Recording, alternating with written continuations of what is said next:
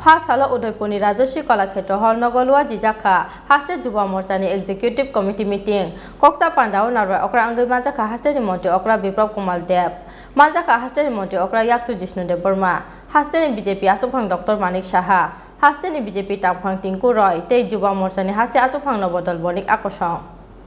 फासालो हास्तेनि मंत्री अक्रा विप्लव कुमार देव तै मंत्री अक्रा याक्सु जिष्णुदेव बर्मानि मानजाक मुंग उदयपुरनि राजश्री कलाक्षेत्र हल नगलुआ जिजाखा हास्ते जुवा मोर्चानि एग्जीक्यूटिव कमिटी मीटिंग कक्चाप पांडाव नारवाय अक्रा अंगै मानजाखा हास्तेनि मंत्री अक्रा विप्लव कुमार देव मानजाखा हास्तेनि मंत्री अक्रा याक्सु जिष्णुदेव बर्मा हास्तेनि बीजेपी आचकफां डॉक्टर मानिक साहा हास्तेनि बीजेपी तांफां टिंकु रॉय तै जुवा मोर्चानि हास्ते आचकफां नबदल बनिकनो खबि हास्तेनि दाल बिदाल हांखरनि जुवा मोर्चानि आदं अक्रा रक আজকে আমাদের